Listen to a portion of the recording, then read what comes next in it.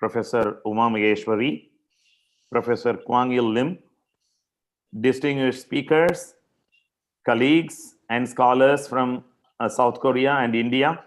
A very good morning to you all. It gives me immense pleasure to welcome you all for this two-day Indo-Korea webinar on advances in biosensors, which is sponsored by SPARC, Ministry of Education, and National Research Foundation, Korea.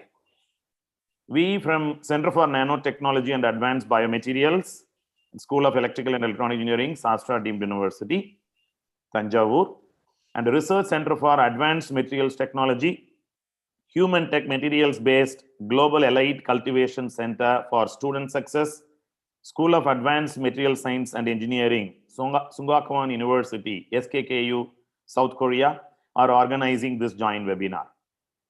I joined Professor Lee and our team from Sastra to once again welcome you all for this two-day event.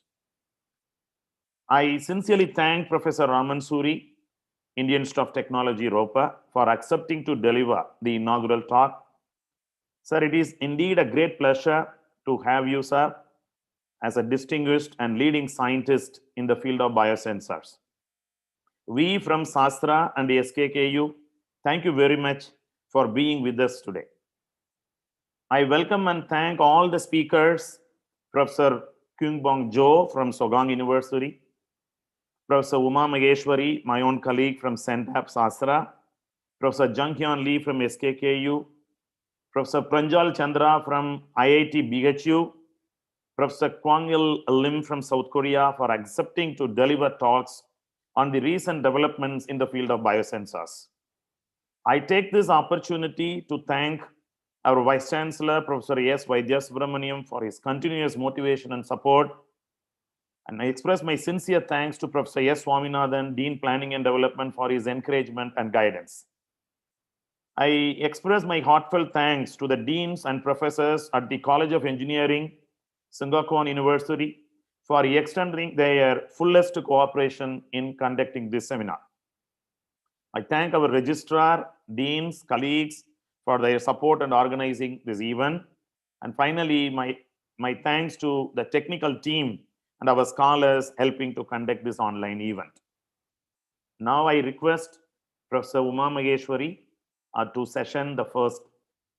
chair the first session. Yes, ma'am. Thank you, Dr. Bosco. Welcome, everybody. It is a great honor for me to introduce the speaker of the day, the first speaker of the day, Professor C. Raman Suri. So he is very dear to all of us at the Sensor Group at Sastra, because he has been instrumental in guiding and motivating us to work in this field.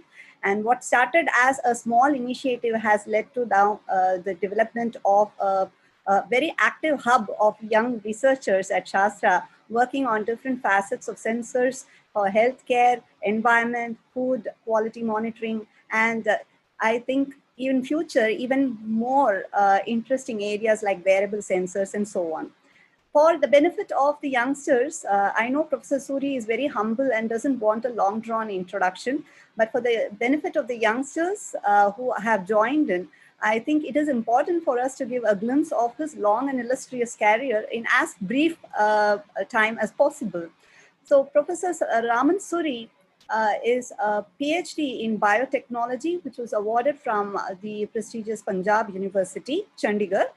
He has worked as a faculty and visiting faculty in several universities and research centers in India and abroad. So he is, just to name a few, a visiting professor, scientist of Northwestern University, Illinois, USA, EPFL Lausanne, Switzerland, NTU, Singapore. He is currently a professor of nanobiotechnology and biosensors at IIT Roper. He has authored more than 100 referee papers and has several international presentations and patents to his name. In fact, his group on biosensors is one of the most active in the country.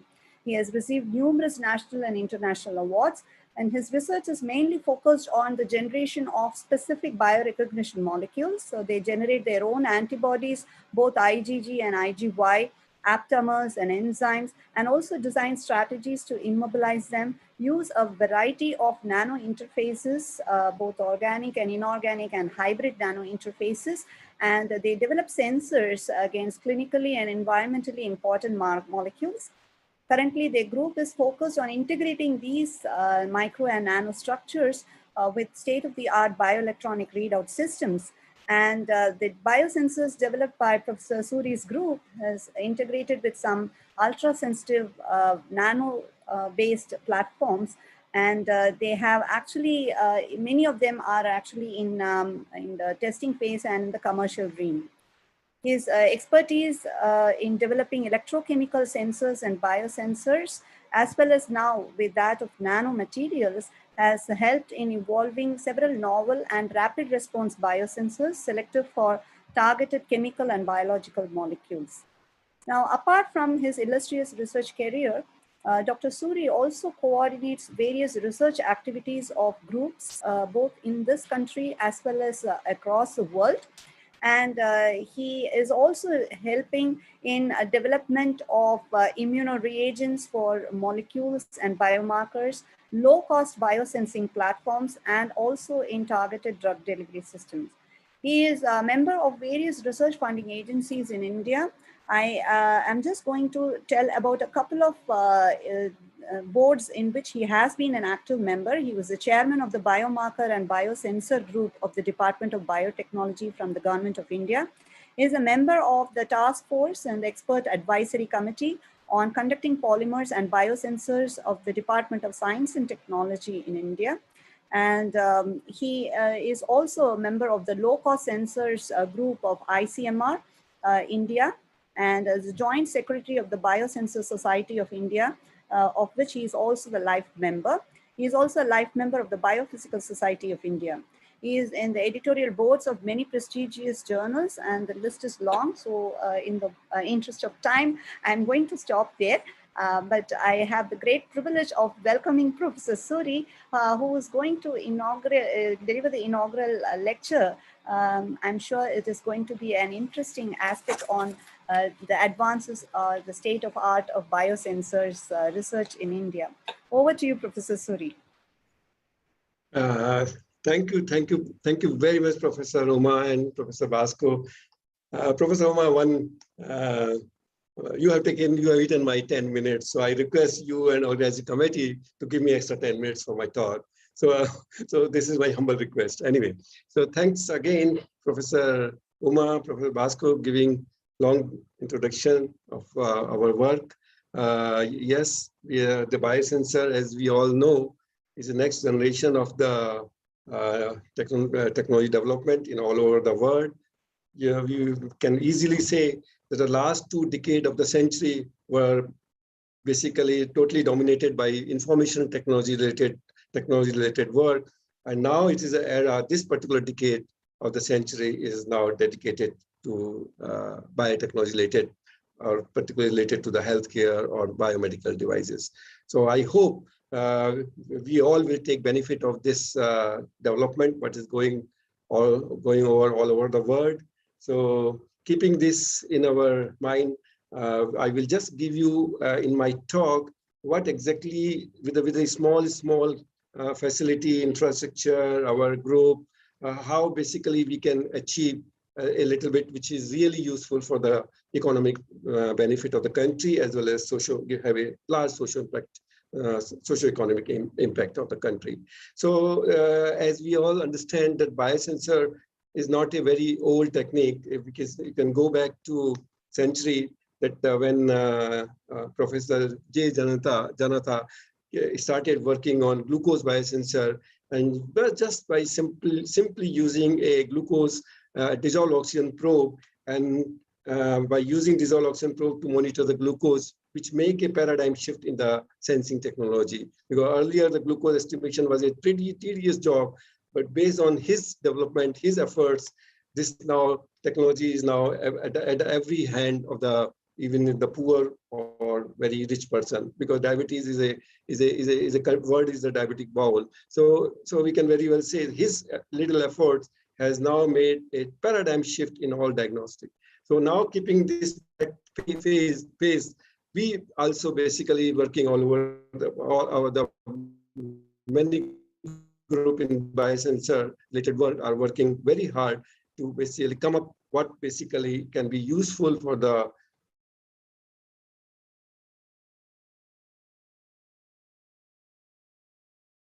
health for the poor people, to give them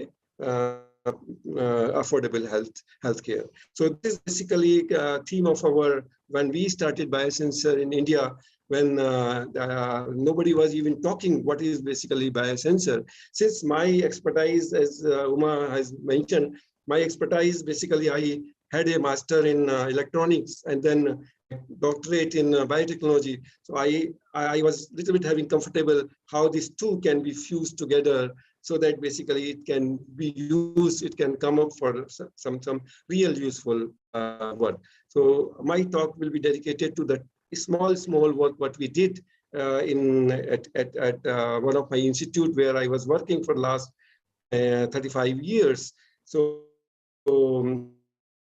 that institute is located at Chandigarh, is the north part of the country, is around 250 kilometers or 200 miles north of the Delhi, our capital of India. So it's a beautiful city. It is developed by, designed by a French architect or Swiss architect, I will say, because he was a Swiss origin person, French origin person, was staying in Switzerland. So it's designed by him. So we don't have any feeling that we are in a very polluted city of any part of the globe. We are in a very comfortable zone, in particularly working in City Beautiful, with what we call to Chandigarh, and working in a City Beautiful and working in a beautiful lab in the City Beautiful. So I will just start my presentation. So I will just see what we have achieved, what we have done. Our total work was basically commercial oriented. We wanted to do work only for the particular developmental side. So our work is mainly translation science. It's not a basic science. Of course, some basic component is there, but still more work has been focused to the translation side. So I will be just giving what three major technology we have achieved, we have done, and which have successfully been commercialized also to the Indian market and the global market also. So I will start my presentation now. So thanks again, Professor Uma. So I think, can you see my this? Hello? Hello? No, not yet. You need to share the screen. I've already shared. Can you see? No, sir. Not yet. Not yet. Just a minute.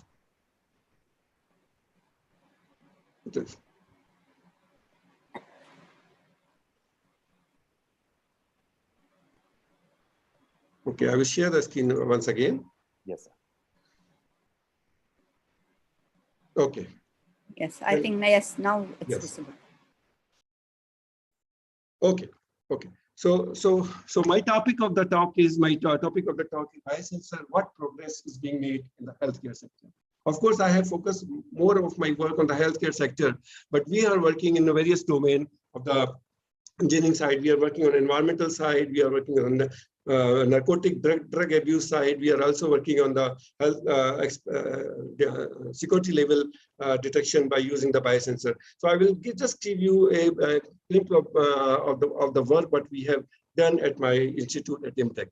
So biosensor technology in diagnostic, as we all know, as I mentioned, as Uma has also just mentioned, the biosensor technology in diagnostic, why basically this has taken lead if you see the other related technology. So biosensor technology in diagnostic are basically the framework is to evaluate suitability of different diagnostic tools in the market. So this first, as per the criteria of the WHO, the first 7 criteria was adopted, was coined as a term, was coined as assured. Assured means it should be affordable, means A for affordable. It should be S for sensitive, means affordable, sensitive, then specific, then user-friendly, then rapid and robust, and of course, equipment-free and deliverable to the end user. So this term was coined way back by WHO, that biosensor techniques to make any diagnostic tools for particular, the technology should fulfill all these 7 criteria which come under assured. affordable, sensitive, specific, user-friendly, rapid, and robust, and equipment-free, deliverable to end user. So I have the scaling has been done by the different technology available today in the market and what is going on in the future also. So from the good to the fair to the poor, if you very well see the all technology what is available today and what are also coming up in the future also, if you see the principal blood smear level, rapid diagnostic test, nucleic acid test, microfluidic diagnostic, flow cytometric test, and mass spectrometric test. These are the currently available in all from a small sensitive to ultra sensitive detection technique. If you can very well see that the microfluidic based diagnostic technique using biosensor fulfill all the 7 criteria. It is very affordable. It is very, very sensitive because affordable is a very low cost device, sensitive, ultra sensitive device, highly specific because of the wire recognition system, what we use, very user friendly by your small, your handheld, your mobile technique can also be basically used for your the diagnostic so diagnostic is on your palm, rapid and robust, within second or within minute you get the results. And of course, equipment free because you are not using interfacing with a very bulky and very highly sophisticated or complicated devices. It's just a simple your mobile technique or some small POC level technique can be useful for such type of device and deliverable to the end user. The end users are very comfortable of using this technique. So this next era of our work is basically work on the microfluidic based biodiagnostic system, which basically is the next generation of the technique, which fulfill all the 7 criteria laid by the WHO.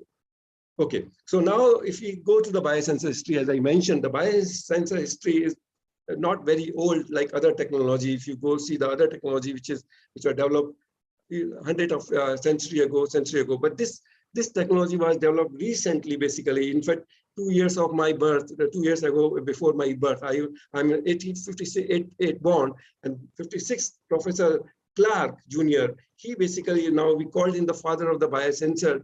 He developed a simple handheld device, what I mentioned in my introductory note, that as a Clark electrode, which basically measure just a simple dissolved oxygen. Simple dissolved oxygen based probe. He made a use of this Clark electrode to monitor glucose in the blood.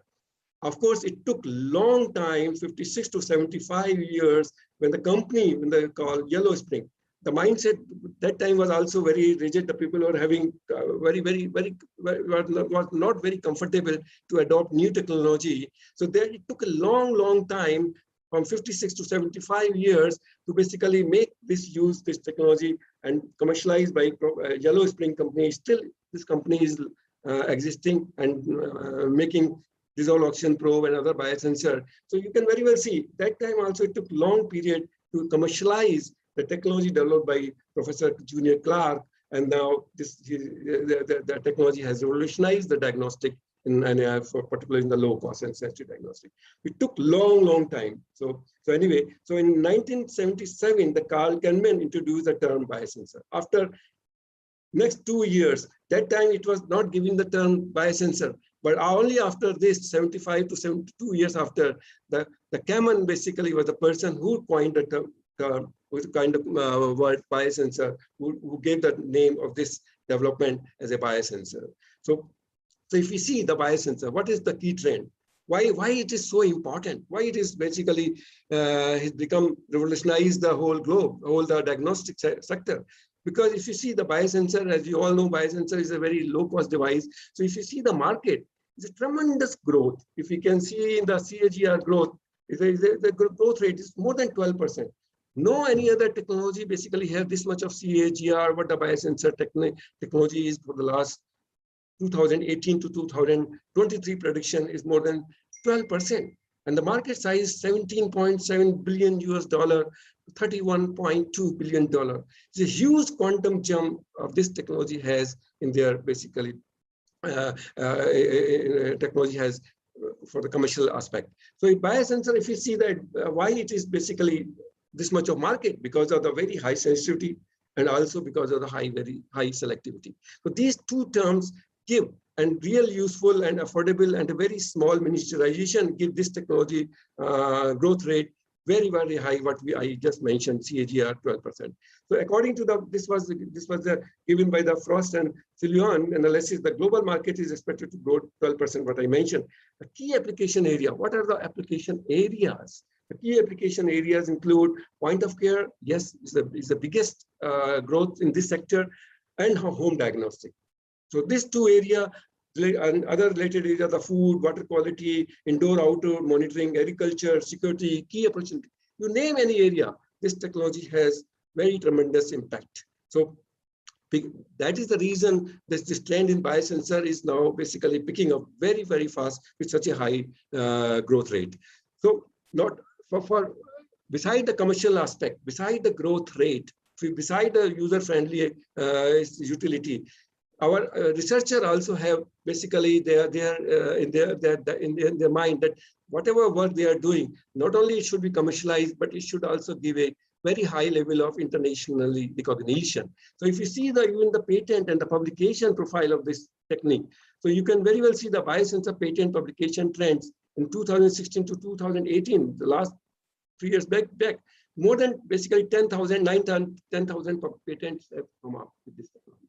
So very well you can see the impact of this. So this also give a lot of your commercial opportunities, lots of patentable opportunities, a lot of publication opportunities. So these all three domain of the researcher, which researcher has in their mind, dream in their mind that he should have a good number of publication, he should have a good number of patent, and of course these two things together, joined together to give some commercial viability. So biosensor technique is the only technique which has all these three factors in this technology. So we have a large scope for the patent, we have a large scope for the publication, we have a large scope of the commercial aspect. So if you see the patent justification, of course, US is leading, of course, US is very leading, but now recently China, Korea and India are also picking very fast. And last 3 years, the Korean group have dominated this, particularly the miniaturization of technology in biosensor technique. A very large number of patents are coming from the Korean group. So India and Korea now have a very large pool of the expertise available and basic infrastructure available. Particularly in the Korea, they have a large number of nanofabrication setup, and we have a large pool of our expertise, and particularly in the domain of the biotechnology. So these two can very well lead and can dominate the world. I can very well see in the next few years, because I know a lot of my Korean people, a lot of my Korean group are so actively working on this area and have a lot of joint efforts with the joint collaboration with Indian group. And these two countries are doing now excellent in the biosensor technique. And I'm very, very sure, based on my prediction, this joint effort of the Indo and Korean group will lead the world in the next basically few years, I can very well see. So what are the basically areas in innovation? If I can see the area of innovation, the POC, the point of care is the topmost basically innovative area where basically a lot of scope is there. So opportunities are there for the biosensor to basically make the healthcare to the bedside of the patient, to the home use of the patient, where that from the home itself he can basically do all the diagnostic and then communicate with the hospital, with the doctors, with the medical professional, so that basically he's not supposed to rush to the hospital and do all the diagnostic before he basically enter to the hospital. So diagnostic should be in his hand before he or she should enter to the hospital for any treatment. So this is the basically biggest where the point of care diagnostic has the advantage and the biggest opportunity in this area. So this particular area will definitely dominate in the next few years. Now, key area innovation after this, because we are talking the POC level in the diagnostic or lab on chip on our hand. So another area, innovation area is a wearable biosensor. You need to have basically, you need not to have now device in your hand or in your pocket. You have just basically a simple band type of thing. Is it like a bandage on your arm or your forehead or any part of the body, and then just all the parameters what are basically useful, what are basically very required for your any disease mapping can be basically diagnosed and communicate to the outside world. So these are the now next generation of the innovation where wearable biosensor has come up. Our group basically, we worked with one Finland company, the Helsinki company. We have come up with that particular some marker detection of some medical body when the infectious disease takes place, how the level of marker is increasing. So that type of wearable biosensor we have come. I will show you in my last slide how basically we have done in that area. So another key area of innovation is the vital sign monitoring vehicle. Of course, this is an entirely different area, but nowadays automobiles has a tremendous, very big market impact. So all person basically, whether they have two-wheelers or four-wheelers, or even the bicycle, so many parameters are to be basically detected. So this vital sign monitoring in vehicles is a very, very important. Not only basically monitoring of the vehicle itself, monitoring of the health of the driver also is very important. It can very well see how the driver is basically driving. He just basically he's going over speed or taking just a dangerous turn. It can just give the alarm. It just give the alert. Not only that, it can also alert when the driver is basically under the influence of the alcohol. So it will not basically, even the engine will not start when it is sensed that a driver is consumed some alcohol. So this type of basically possibility are coming in the vital sign monitoring of the vehicle as well as the driver. So this is another area where a lot of work can be found application. So this is another area. So now I will just show you in my next few slides what basically Biosensor Group at IMT and IIT Group is going on. As I mentioned, I started my career when I came back from, in fact, earlier I was part of General Electric in US. Then when I came back to India, I joined an institute which is called Institute of Microbial Technology. This institute is dedicated to the microbial related the different areas. So diagnostic was also one of the part of this research activity, institutional activity. So I started my career in this institute in 1985, and then I started biosensor work when we were at all. Of course, nobody was knowing what is a biosensor. So in 1991, we started working on the first part of my expert area, where the affinity and enzymatic biosensing platform for clinical, environmental, and of course now security related application.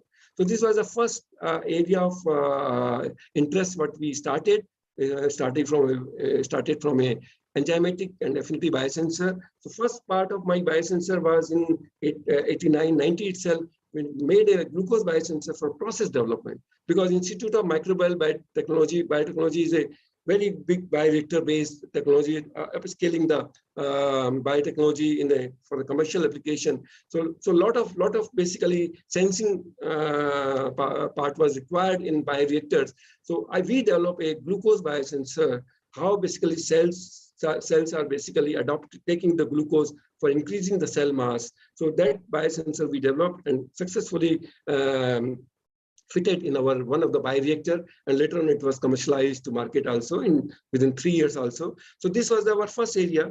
The second area was our expertise at IMTech was synthesis of nanoparticles for diagnostic and therapeutic application. So we are working both areas. We are using the high-end nanoparticles, starting from a metallic nanoparticle to the semiconductor nanoparticle, to the polymeric nanoparticle, to the protein nanoparticle for diagnostic to the therapeutic application. Of course, major application is on the diagnostic, but I will cover some slide on the therapeutic also. Then third area was the lab on chip, the next generation of the biodiagnostic tools. We want basically all the parameters simultaneously detection, or on a very simple platform where we called as a lab on chip. So this is our third area of expertise. The last basically, which is very, very important, and I'm thankful to the southern part of our group, basically this area is identifying some protein in a very important halophiles. Halophiles is this is a microorganism. This is a salt-loving microorganism. Halophiles means salt-loving microorganism. This basically, you can see this bacteria, this microorganism is found in the southern part of our country, particularly in the Tuticorin range, where the Salton lakes are there. So we isolated some bacteria from the Tuticorin area. I think Uma and all you people know what basically is between the Chennai to the Kalapakkam, there is a lot of Salton lake is there. So we basically identified this bacteria and screen and then found there's a lot of protein which is called bacteriorhodopsin. This is a visionary protein which was isolated from this bacteria. And this has a tremendous scope in the next generation of the nano device development. Because this protein work as a light-driven proton pump. This, if you see this BR, bacteriorhodopsin, when the light fall on this, it changes state from 1 to 2 to 3 to 4 to 5. And every state from M1 to M2, M2 to M3, M4 to M5 has a tremendous application in the next generation of the nano device, but mainly for the holographic development, optical filter, logic gates, memory devices, and a large CCD system, high density charge coupled device system. So our group at IMTech was the nodal officer in India. We not only basically successfully isolated this protein in a bulk quantity, scale up the quantity. Now we are supplying to almost every part of the globe, including all Indian institutions, and also to the various other countries, including US, Japan, Singapore. We are basically supplying this free of cost, without charging even a single dollar, basically under the DST program. So this has a very big scope in the next generation of the diagnostic, where the diagnostic as well as energy related, as well as nano device related work can be successfully used. As we understand, the 5th or 6th generation of the computation system is based on the protein-based system. So this protein is the basic building block of the next generation of the computation.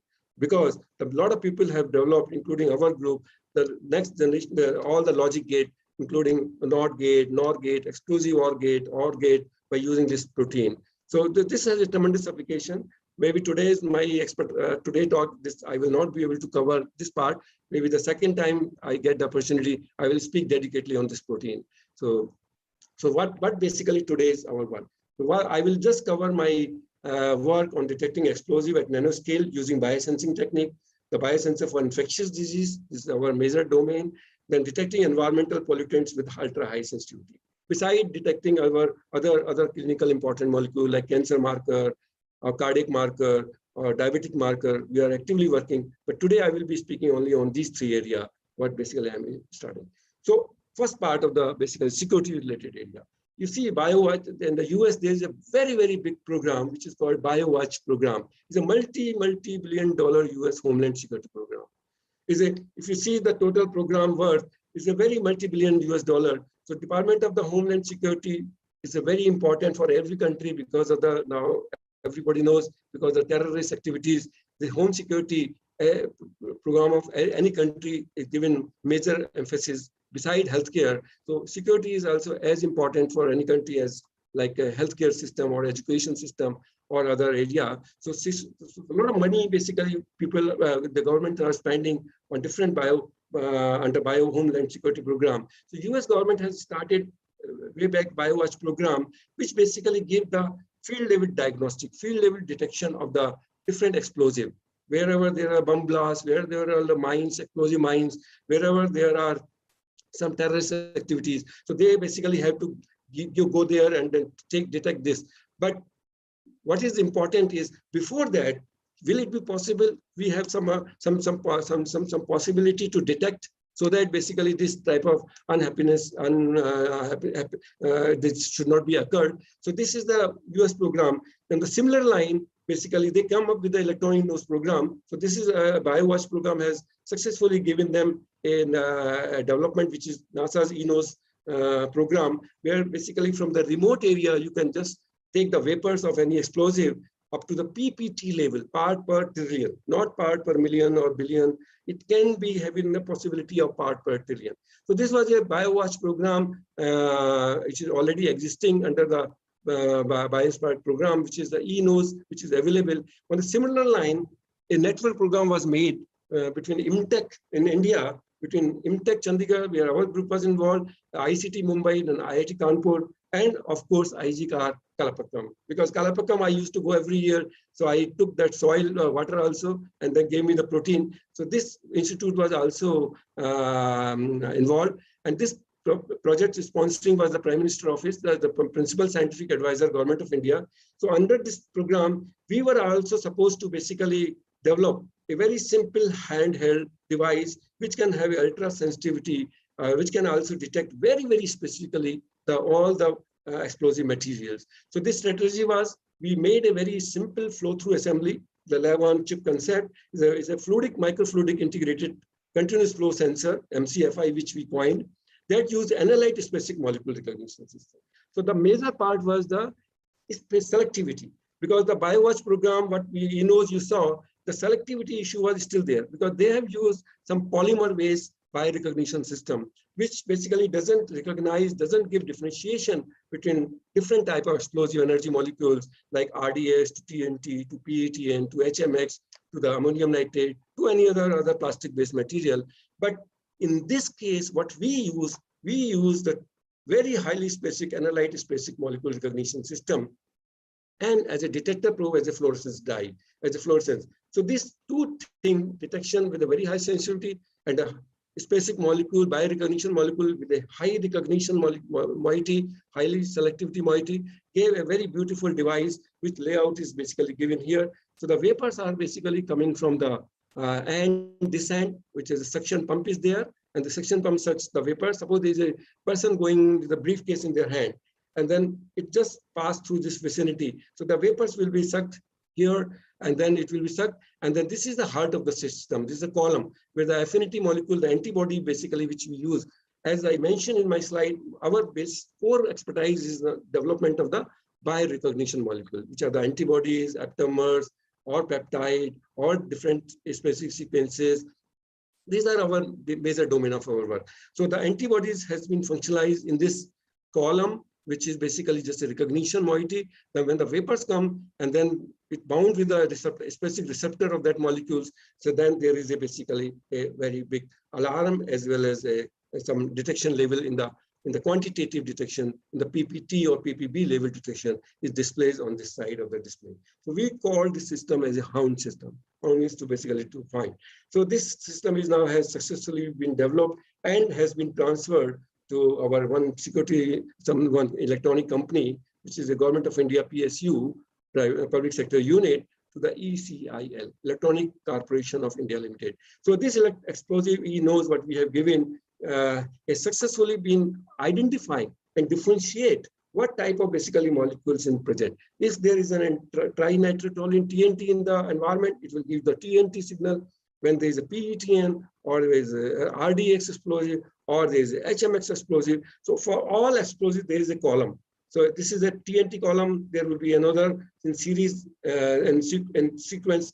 There is another PETN column. So each column will be passed through the receptor molecule, this molecule, whatever target molecule, and then basically detected and give the signal. So this was basically one system we developed with a lot of fluidic work is there. I'm not going to detail what basically how we designed the channel, how we designed the microfluidic system, how we work on the binding of molecule. But I'm just giving you some briefing because I have only 1 hour in my time. So I have to just give you briefing what basically has been done and what is the next scope of our work.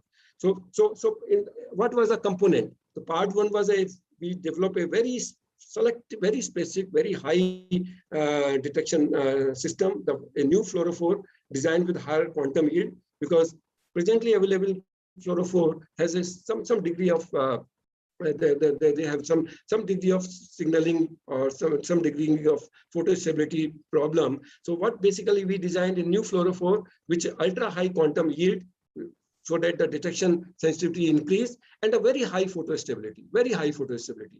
We all understand the photostability in any fluorescence molecule is the biggest problem. So understanding this photostability and addressing the photostability problem with a good quantum yield is a a very big quantum jump in any detection approach. So this was the part 1 of our work. Part 2 was the very important one, highly specific bioreceptor antibodies and aptamers. I will just give you a briefing how basically antibodies and aptamers are generated by small molecules, because these are very small molecules. These are not very big molecules. And the body, when you generate antibodies against this body, when you immunize to some animal, the body doesn't take this as a complex of big molecules. So it doesn't show any immunogenicity. To elicit immune system, to make antibodies against any target molecules, there are 3 criteria. The size of the molecule should be big, of 10 kilodaltons or more. The foreignness should be there. And the third is the complexity is there. should be there. So explosive molecules, as we understand, and pesticide molecule, as we understand, are very small organic molecules. These are 200 Dalton, 300 Dalton. So as such, they will not generate any elicit immune system in the body. And definitely there will be no response for the antibody generation in the body. So our problem was how basically we can make this system where the body take this as immunogen and start generating antibodies against. So I will just give you some briefing of this important part of our work so that you understand how the complexity of the generation of the antibodies and aptamers against a very small molecule like 200 Dalton, 300 Dalton, pesticide, herbicide, narcotic drugs, or your explosive molecule, high energy molecules are being done. So I will just give you some briefing in my next slides. Part 3 was a microfluidic channels, less than 100 micron we worked. Of course, Korean group has capability of even 1 micron or 2 micron, or even less than some micron level capability. So we basically worked on the channel which is less than around 100 micron level, design and fabrication, because it was a use as a disposable sensing. So every channel has a very small cost involved. And of course, the last part was a very small handheld fluorimeter.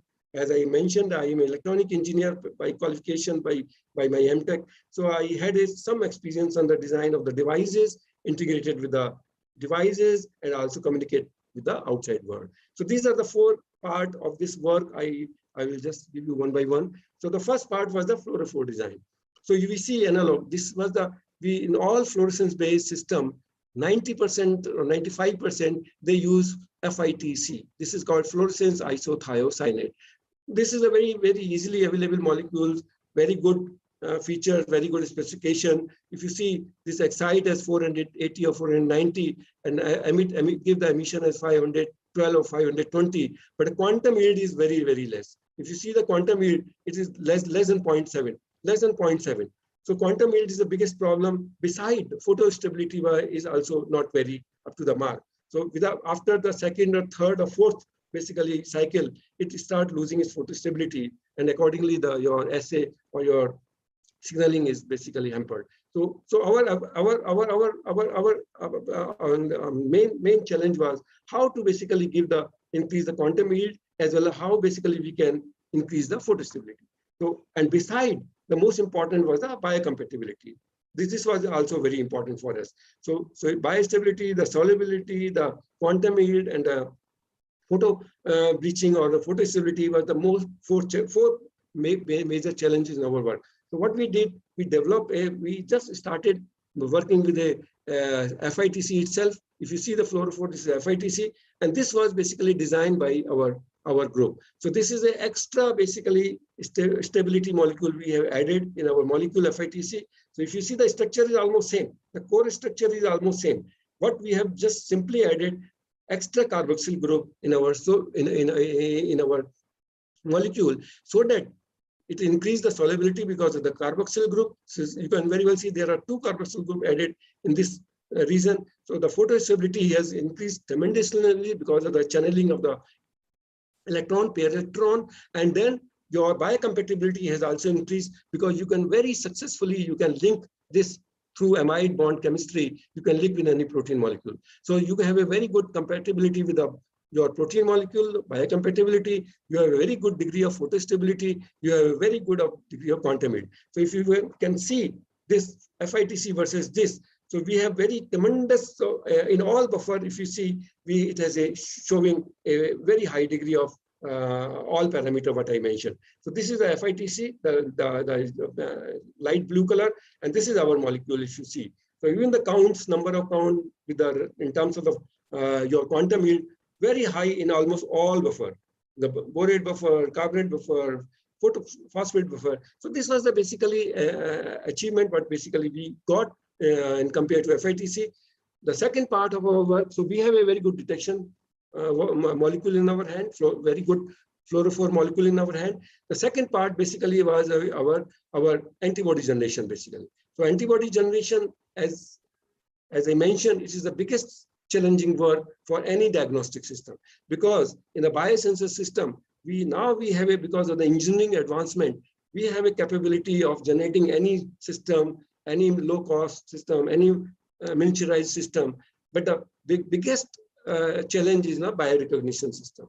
In fact, it is a biorecognition system only. It is a biomolecular recognition system only, which basically is catch the molecule, which selectively recognize the molecule and transduce the signal to the device level. So biorecognition molecule importance in any biosensing technique is very, very important. So our group, as I mentioned, working from the day one, we are working on the development of the biorecognition molecule for different molecules, small molecule to the big molecule, to the peptide molecule, to the narcotic drugs, to the pesticide, to the explosive. So what basically we have different way of developing antibodies. So what easily all over the world, they know you just immunize your animal with the type of target molecule. Suppose I want to detect X molecule. So the X molecule will immunize to this body. And then after this, blood will be collected, and the collection of the blood through the serum, and then simple one-step purification technique. This affinity purification will be as a recognition molecule itself, and then antibodies are bound, and then after this elution comes, and these are called polyclonal antibodies. So you get all sort of heterogeneous population of not only targeted to your own molecule, what you have injected, to certain degree of some other molecule also. So that is why it is called polyclonal antibody. Means poly means number of, it's a heterogeneous population. In next work, what we are doing in our lab is a monoclonal antibody. Monoclonal antibodies are highly specific, particularly against single epitope of the molecule. Epitope is what? Which is the basically bind with the different target molecule. You have a protein molecule, and you have a different epitope on the surface, for example. So this epitope has the binding capability where the target molecule will fit and then go to the grooves. So this is the epitope called epitope. So this monoclonal antibody is raised against single epitope. So we can specifically, we can, using a simple hybridoma technique, which is, I'm not going into detail, but we can basically singly identify the single homogeneous molecule. This is a heterogeneous population, and this is homogeneous. So that is the importance of the monoclonal antibody. So our group basically worked from the day one to raise antibodies, monoclonal antibodies, polyclonal antibodies against different molecules, series of molecules, and few of our antibodies are available in Sigma also. They have been commercialized also, because the antibody cost is very, very high. Even 1 milligram sometimes costs more than 1 lakh rupees in terms of the US. If the US dollar, if you see, so more than $100, even high. So this is the basically importance of the molecule. Now, recently, for the last 10 years, we are basically getting antibodies from the hen, chicken, basically. Why it is important? Because you know the animal ethicals now are very, very tedious nowadays. Because we don't get any approval using large number of animals because of the ethical issues. So most of the countries now, they are basically diverting their uses of animal to the other resources like recombinant technology or other. Here, but basically we use basically a simple chicken. This is an avian family. This is a mammalian family. This is an avian family, and then collect the antibody from the egg itself. And this is a very big advantage what our group has achieved for the last 10 or 12 years. So now we are not immunizing any animal. We are not doing any cruelty to the animal, not immunizing mice, not immunizing rabbit, just immunizing our chicken, getting eggs, not collecting any blood, because here you have to collect the blood. Here also you have to collect the blood or splenocytes.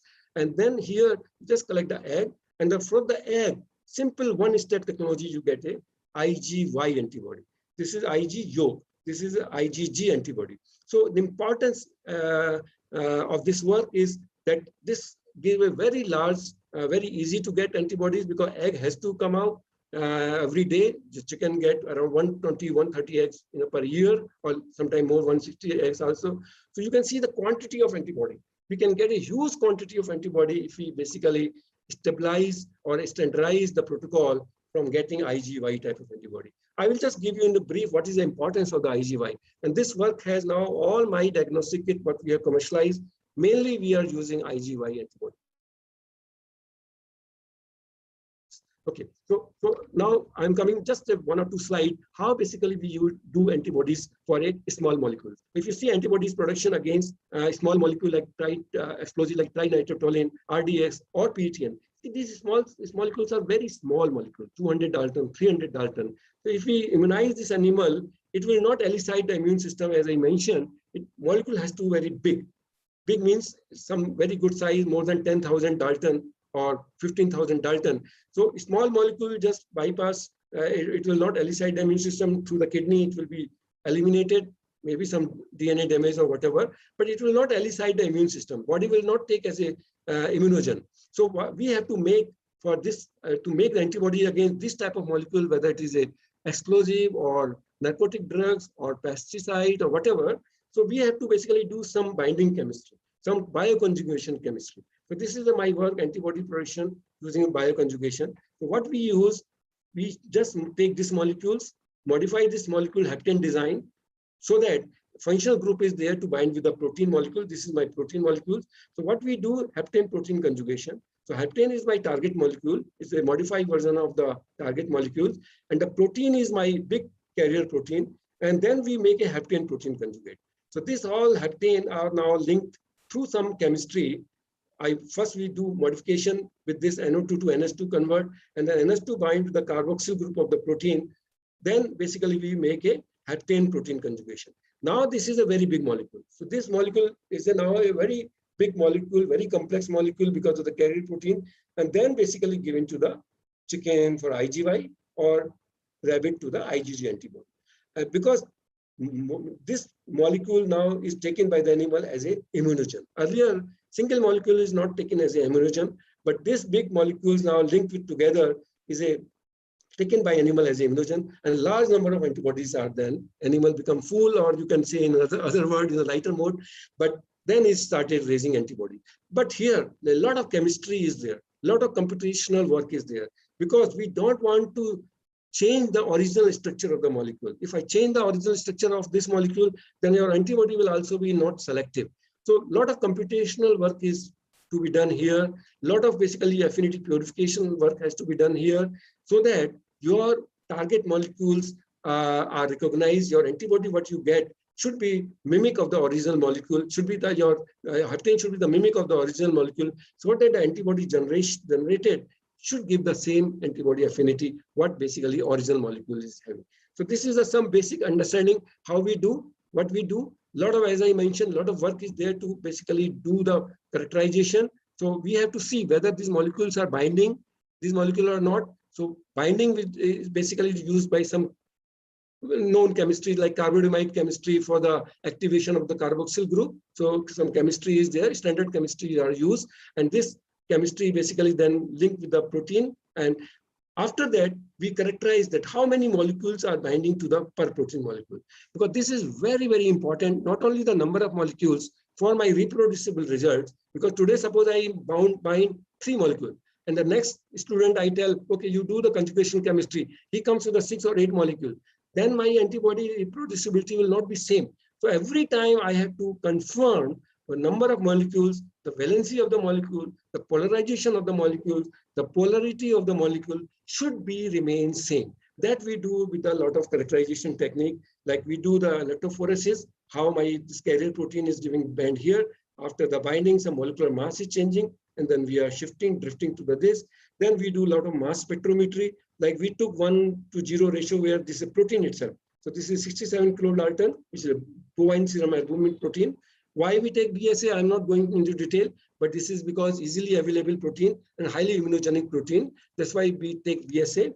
Then after this, taking the another ratio, 5 molecule versus 1 molecule of the protein, this mass has changes. So we predicted that 3 molecules of this protein are binding. After 1:10 ratio, 9 molecule, 1:20 ratio, 14 molecule, and then 1:40 ratio, 17 molecule. We cannot go beyond 17 because the binding group available on the surface are now limited to the 17 or 18, because it is binding with the carboxyl group or the amine group. The number of surface amine group are now been saturated.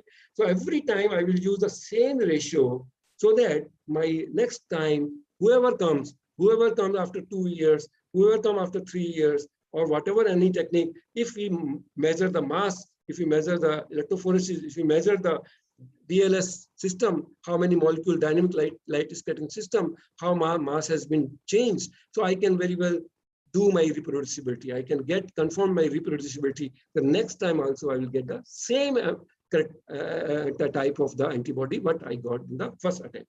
So this is a very important part of our work. And beside, as I mentioned, a lot of computational work is also there, so that I should not change the structure of this molecule to the mimicness. So after this, we basically immunize with a rabbit or chicken. Now I'm just giving 1 or 2 minutes importance of the chicken. Why chicken is now dominating in the recognition molecules. Unlike mice, rabbit, or other mammalian, hence elicit a strong antibody response against highly conserved mammalian protein sequences. As I mentioned, then the rabbit or mice, these are mammalian system. So there's a lot of ethical issues are there. So there is a limitation of the taking the blood. You cannot take more than 10 ml of blood from one small poor animal like rabbit. So there is a limitation.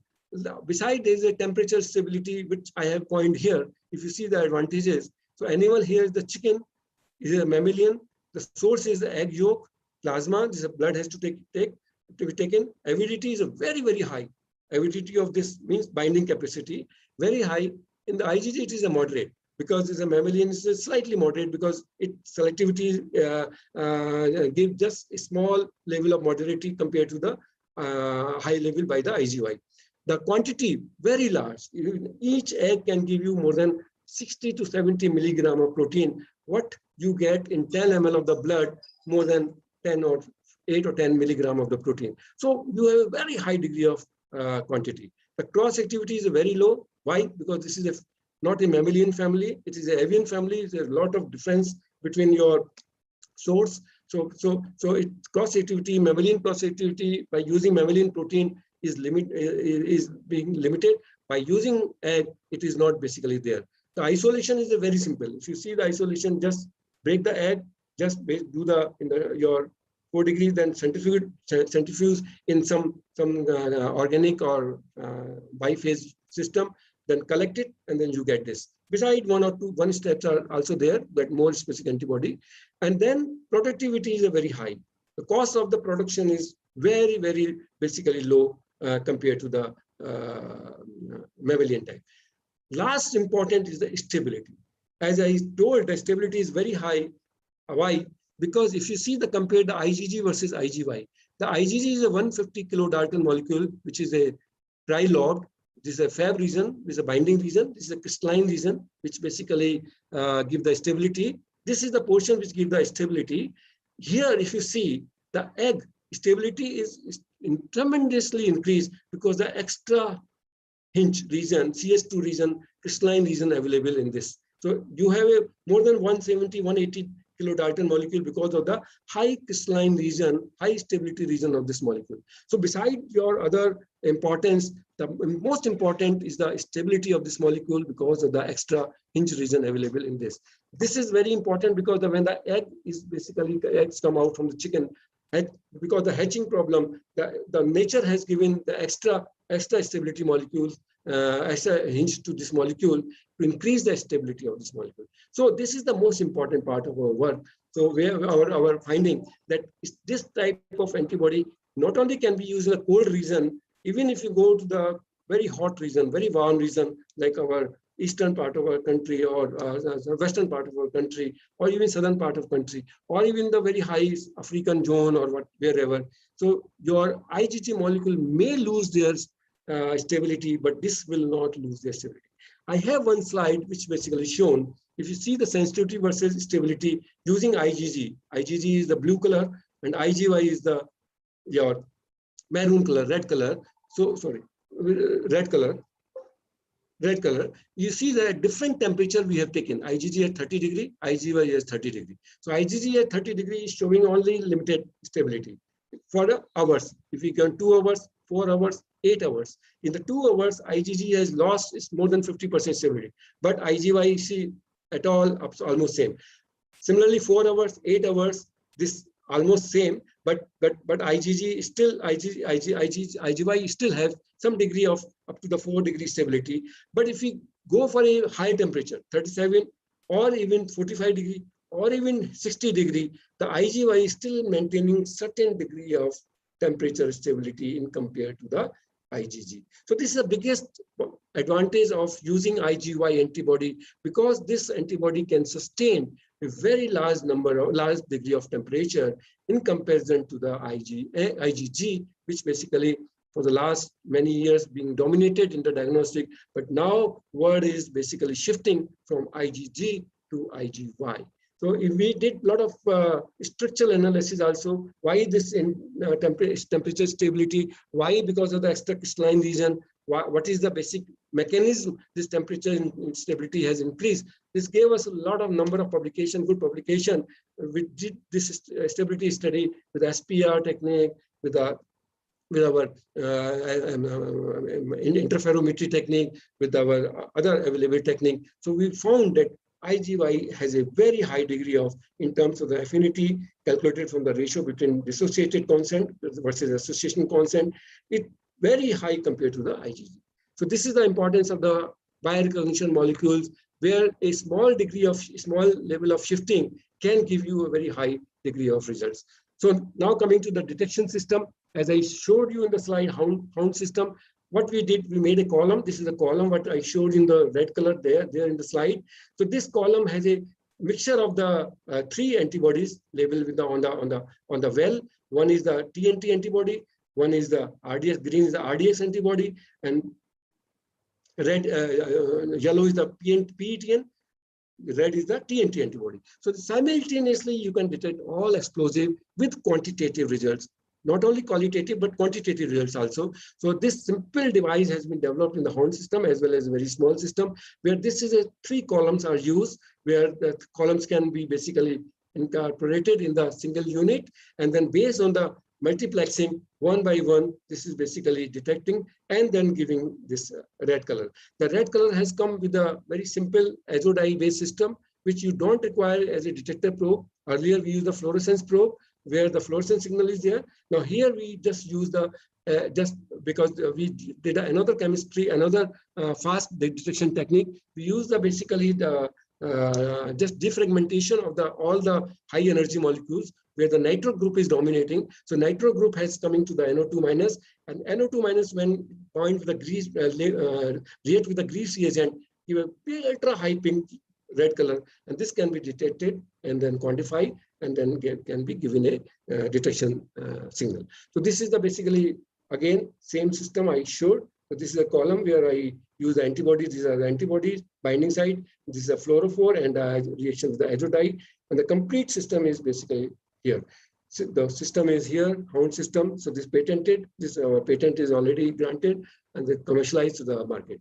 And then we come with this was the fluorescence base, and this was the second system is the basically UV induced fragmentation immunoassay sensor. We called it UV-FIA, that uses analyte specific molecule recognition and fluorescence sensing to detect fragmented explosive TNT, RDS, PETN. The same system has a mixture of all the three. They are not three column, just the three. When PETN comes, it recognizes PETN. When TNT comes, it recognizes TNT. When RDS comes, it recognizes RTN, and then displays are here and communicated to the central security system. And then these are some results shown here, the correlation with the PETN, with the RDS up to the ppm level, it very easily detect, and this is a TNT. So this is simultaneous detection of the all three together. So this is again also patented, and the work was also published in Chemical Communication way back. So this type of work, basically small piece of work, can give you very big translation type of opportunity. So this is another work where basically what we did for the detection of the explosive. This is a fret-based system. This is a fret-based system where basically the high energy molecule, which is the nitro group, when it binds with the amine group, amine group when bind with the nitro group, there is an interaction, very strong interaction is there, because the amine group are the electron rich and the nitro group are the electron deficient. When these two bind with this group, a lot of basically quenching takes place. So the FITC basically now is being quenched to the basically to the normal level. So you can very well see when there is a TNT is there, so there is a very good, very high. TNT is not there. There is a just simple color. The moment TNT comes, that there is a high degree of basically fluorescence is there. It can be reverse also. It can be from the yes to no also. When we basically there is a no TNT, then fluorophore itself will give you the signal. The moment TNT will come, it will take the electron, it will quench the molecule, and then it will come from the yes to no. So this type of device is a handheld device. It is available in the market now. In the hotel, you can see just they do this single step technique by just take the swab and then do simple work. This was also patented and then came to the analytical chemistry publication. So this type of very small work basically we have carried out. Now, basically another work for TNT detection is the same way is like a pregnancy kit, is a rapid antigen detection system where your rapid antigen detection nowadays are like COVID, what we are doing. I will show you COVID also. So similar to like a COVID mechanism. So there are antibodies mounted on the control line. The moment your antigen comes with the fluorescence or detector molecule level, it gives you the bright color, and then this can be detected with this small camera system or your handheld mobile system, and then you can detect. So this is another fast detection system of the explosive. Similarly, to high end, we develop surface plasmon resonance based device for the ultra high detection of our TNT explosive and also pesticide. So as we all know, this is a SPR, surface plasmon resonance based system, where the plasmon on the metal liquid or metal air interface are basically influenced by the refractive index of the surface, which basically because of the antibody antigen interaction. So the moment antibody antigen interaction takes place here, the change in the RI value make the change in the either the phase system change or your angular change in the system. That could be basically measured using simple Testament theory can be made and then used as a complete affinity determination technique. So this was developed in our institute by a simple goniometric stage. This is the light source of 632 lambda we took, and this is just a small prism-based system, and the complete flow assembly was there.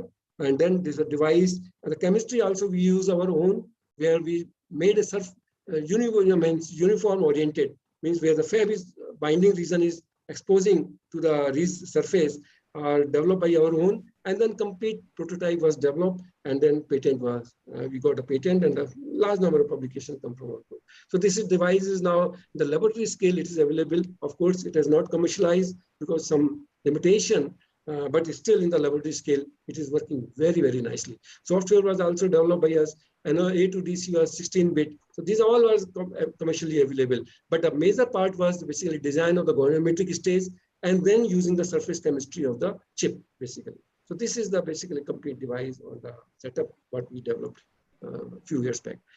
Now coming to the next part of our, yes, hello? Suri, Yes, Professor Suri, yes, we are at around 10:40. I mean, is it okay if we can finish in another 5 minutes? I have given 1 hour.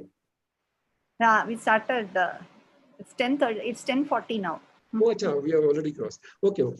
Yeah, within 10 minutes, I just request, because you took my 10 minutes, so I will just speak not more than 10 minutes. So what I will, this I will skip agriculture part. I will coming to the COVID direction. So I will just skip the agriculture part. Of course, here we have developed a couple of devices, but I will not go in detail. So this is another work, what I just want to show you, which is also very big commercial level, which has been commercialized. This is an in-house development biosensor technology for typhoid disease. Same technique we have used for the COVID. The both technology are now in the market, and then in a big scale they are being marketed. So typhoid, as we know, is a very serious issue in developing country. I'm not going into detail. I will just come directly to the work what we have done. So this typhoid causing bacteria, Salmonella is there. So Salmonella has a different family. So for the typhoid, the Salmonella typhi is very important to detect. But today, whatever the devices are available for the typhoid disease detection, based on the whole family of Salmonella, it doesn't differentiate Salmonella typhi with other Salmonella family members. Now, it cannot differentiate between typhi versus typhimurium versus paratyphi. What our work was basically, we identify some reason which is dominated with the typhi only. The typhi is a Salmonella typhi is which is the only family member, which species basically is, which cause the typhoid disease. So our work challenge was to identify the reason which caused the typhoid only. So this was our work. We did a lot of computational work. So we did in silico staining, the generation purification of the antibody, what I already showed, the bioconjugation of the bioreceptor, of course, the development of the electrochemical rapid immunoassay, and then validation. Quickly, I will move. So we did a lot of computational study, in silico study using the different tools, and then identified the different epitopes on the whole region of the whole family surface of the typhi family. So we identified some regions which were not present in other species, other strain of the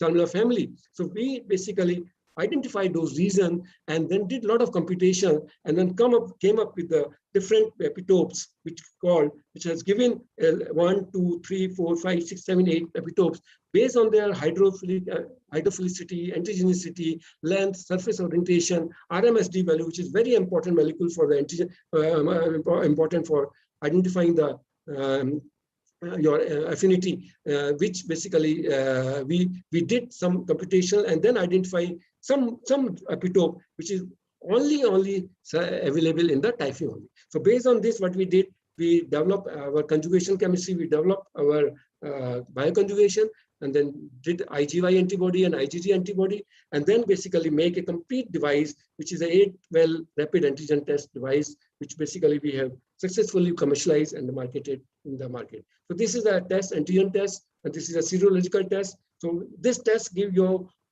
is serological molecule IgG type of detection, IgM detection is the initial immune response, and then also the antigen detection also. So this is a complete card for the whole Salmonella typhi profiling. So similarly here, serological test in this identify another only antibody against Salmonella typhi. So this device I have been done a lot of your validation test. So we did a lot of validation for the positive sample on negative samples, then came up with the analytical report. So large number of samples were taken from the different groups. These are all statistical validation. So investigation was done by the blood culture, Vidal test, and the typhi scan test, which are available. And then after that, results of the blood culture Vidal test were compared with all patients with their. So what are the results? If you see the results, the blood culture has remained the gold standard, of course, but it takes 72 to 96 hours. But what we did, our study carried out in the northern part of India reported typhi scan having a sensitivity of 95% and a specificity of 100%.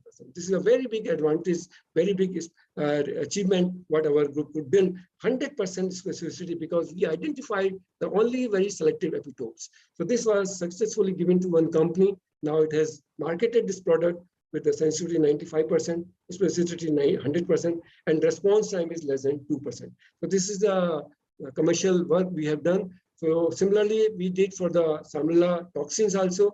So since I have given an alert that I have only a few minutes, so I will just skip very fast. I will come to the COVID. So these are the aptamer what we did. So I'm not going to aptamer part. This is basically a very small work what we have carried out, the electrochemical multi-analyte detection work, what I showed you by using same device with a multi-analyte detection, the electrochemical detection technique. So again, same way, we have taken a very selectivity, shown highly selectivity for our toxin, which give by the Salmonella typhi only. So this is a toxin-based detection, that is the antigen-based detection. So sensitivity is again very high. Reproducibility, if you see, up to 5 assay also, almost same reproducibility. So this is the same. So again, this is a biochip-based typhimurium detection. Again, same way we have developed the micro beads, the magnetic beads for the separation and detection with the electrochemical. This is also has been commercialized. So I think I will just skip this slide for the HbA1c. I will go to the COVID detection here. So COVID, we have done some very good work at IIT Ropar. Not giving into detail, but what we have done, we have developed a very state-of-the-art laboratory, which basically for the cloning, expression, and purification of the COVID-19 specific protein. So now we have successfully developed all the proteins of the COVID, including S1 and protein, are being generated in-house at IIT Ropar only with the help of IMTech. All antibodies are generating in-house. Serological test card has also been developed, again, N protein and S protein both. And the combo card is also available. So these are some slides I will skip very fast, but I will come to the product, which is here. So this is the product what we have developed. And again, it has basically, with the help of the epitope mapping we have developed, I'm going to the product only. So this is the product what basically has been developed. This we call Future Care COVID-19 Antigen Detection Card, which gives serological also as well as antigen also. And this ICMR has given at the top ranking 100% sensitivity and 98% specificity, specificity 100%, sensitivity 98%. And this our manufacturing license has also been given to the company. And now this company is marketing and selling to almost all part of the globe in India. So with this, I think now I will just, what next I can say, the next is now the next work, what basically we have taken with the Finland Institute VTT, the wearable biosensor, but I'm not going to detail. I had some video, but because of the time limitation, I'm skipping those videos, how we have developed this. So with this, I really thank you very much for your attention. And now I will be very happy. Sorry, I took 10 minutes extra, but I compensated. So now I think I'm open for question answer. Thank you very much. Thank you for your patience. Thank you very much, sir. It's been really a flow of information. I think we should have given you 2 more hours as such. There's so much of data. But I'm sure whatever you have shown has definitely piqued the interest of the participants. There are a couple of questions which we will throw in because Bosco is already glaring at me for overshooting time. So one of the participants wants to know that these advanced sensors that you have been discussing, are they implantable or can they be worn externally? No, these are not implantable. We are not working on implantable biosensor. These are all externally used biosensing system. Few devices, what I showed, a POC level, which are basically on handheld devices. And the last slide, which I showed you, was the wearable biosensor. But we are not working on implantable biosensor. No, not at all. Okay. So there is again another interest in the IgY antibodies that you've been discussing. It is an interesting area. But the IgY antibodies, aren't they polyclonal? Is it possible to get monoclonal antibodies from IgY? Yes, but what we are developing, we have gone one step ahead further. We have used this polyclonal antibody, but level of monospecificity. You see, polyclonal versus monoclonal is the specificity, whether it's the heterogeneity or homogeneity. What we have done, we have taken as a heterogeneous population and passed this as a affinity purification, another affinity purification step, where we have basically linked with the antigen, what antigen against this antibody is generated. And only that population we are collecting, rest of the population is being eliminated. So what we call polyclonal antibody, but with monospecificity. So this is, but you are right, monoclonal antibodies can also be generated. In this case, instead of taking your splenocyte from the mice, we select from the chicken only. So this is also possible, but we are making polyclonal antibody because of the high avidity compared to the monoclonal antibody, and also with the specificity level of the monospecificity. So this is the achievement what we have done. Definitely an achievement because most of the time IgY we have seen only as polyclonal and with varied specificity. Right. So that brings us to another question, which is also connected with the antibody or the immunosensors. So there are different immunosensors for the same marker, but then they vary in their specificity because the antibody is generated against different binding epitopes. So in this scenario, I mean, how would we actually, how can we actually standardize, which is the best way to generate such antibodies against some new proteins? Yes, yes. Yeah, see, basically, as I mentioned in my slide for the typhoid and also for the work for the explosive, see, identification of the target molecules. If the molecule is very small, so then definitely there's a big problem of the specificity problem, very big problem, because the moment you modify your molecule, because you have to link this, you have to conjugate this molecule, target molecule with your carrier protein. For the conjugation, you have to have functional group available on the target molecules. So to make this functional group available on the target molecule, you have to modify the target molecule, that molecule we call heptane. So in this scenario, we lose some specificity when we link with the carrier protein. So to solve this problem, what we do, we basically do a lot of computational study. As I mentioned, I'm not shown data on the computational study. It will take 1 hour or 2 hours if I speak on computational study. So I have to basically see the mimicness of the molecule, whether my molecule is basically mimicking the original target molecule. Then only I have to select. Now coming to the question of the protein level specificity, what you are basically intent to ask. In the protein level specificity, you see on whole microorganisms family. If I select as a surface receptor, the surface receptors are present in almost all gram positive or gram negative what we select in the stain. Like gram negative, if I select, E. coli will also have O antigen, H antigen, or Salmonella will also have O antigen. So this is available. So if I generate antibody against O antigen, now my cross-activity problem will definitely be there. But if I basically do some homework, if I do some mapping study, so that I identify some epitope which is not present in other species or other strain or other species. So definitely I will select that epitope. I will use that epitope, which will give me 100% specificity. This will solve my cross-activity problem, like we did in our typhoid. Similar thing we did in our COVID also. In the COVID also, the COVID basically, if you see the diagnostic, most of the kits are available with the N protein only. Nucleic acid protein is available in all Salmonella this COVID family, even the MERS and SARS, whatever you call. So these are available, these are present. But what we did, we identified a particular region which were varying particularly from the SARS and MERS and other infectious, basically other your virus. So we basically screen those epitope which are not present in other family of the virus basically. So this is why we can increase we can solve the cross-activity problem. So this is one way. Second way to solve this, the affinity purification. So affinity purification, what basically can be done, you make a column of that particular antigen, like suppose COVID-19, I have to make only COVID-19. And then COVID-19, the rest of the COVID-19, I bind on the column antigen, which is highly specific to COVID-19 only. Then my COVID-19 antibody will be bound, rest of the antibody will remove, and after selecting, eluting the my antibody antigen, breaking the antibody antigen interaction, I can collect that. Now, the third solution is basically making the aptamers. I have not, because our group is very much for the last 10 years, we are working 60%, 70% work on aptamer design only. We have come up with a series of aptamers, which basically give even better selectivity with a very less problem of the cross-activity. So this is the way you can solve the problem. Thank you.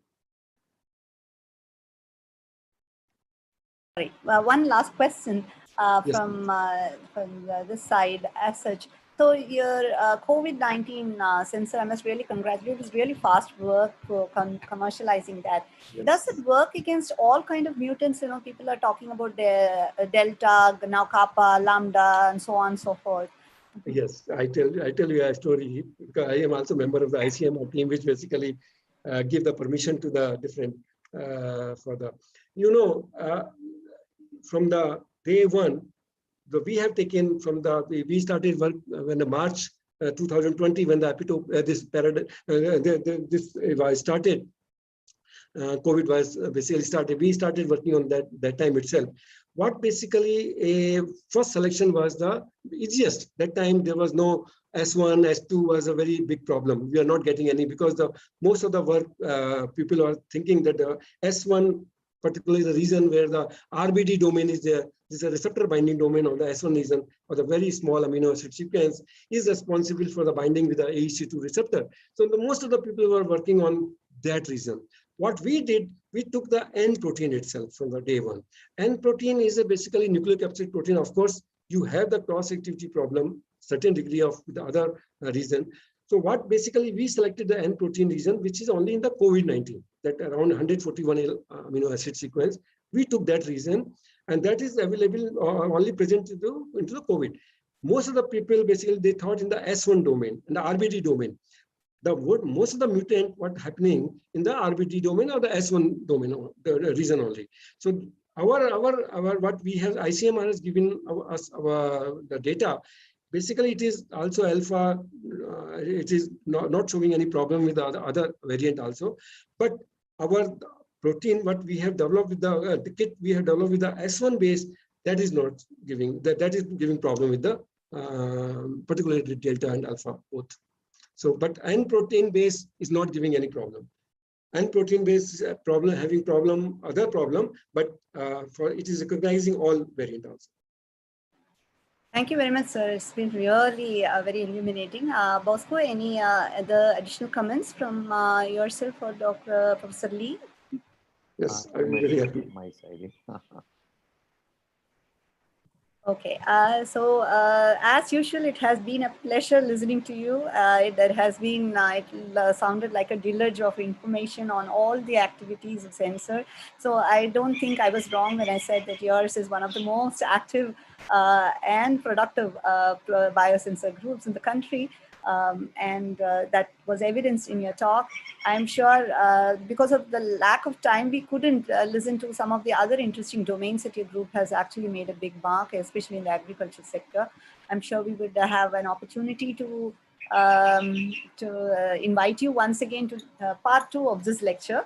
I would like to thank you. I mean, it was a last minute invite and you have very graciously agreed and delivered the inaugural address. And I think it has set the ball rolling for the next 2 days of this conference. I thank you wholeheartedly from my own personal behalf, from the organizers, as well as from the university. I also would request you to also stay in and give your suggestions for the other sessions which are going to happen in the next 2 days. Yes. Thank you very much, sir. Thank you, Professor Uma, for such a wonderful words. Indeed, it was my pleasure to basically give this talk at this important, prestigious stage. So the people, Professor Lee is there, the other Korean people are there, all other eminent speakers are there. But certainly, I believe that with the small contribution, things can become very easy to do. So my just last comment.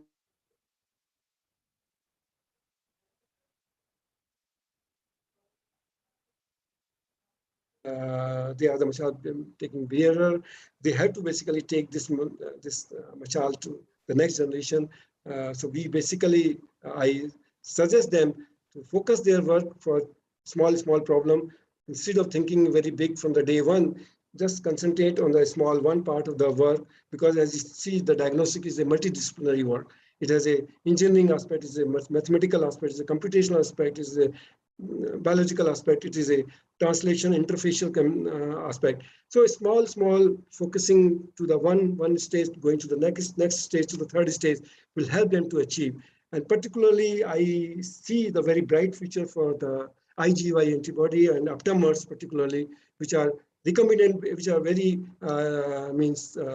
not making any cruelty to the animal, because the ethical law are becoming more stringent. So working more on yolk type of antibody or aptamer will certainly give them a lead in the world. So thank you once again for giving me this opportunity. And my again, best wishes for all other speaker, audience, and the committee members.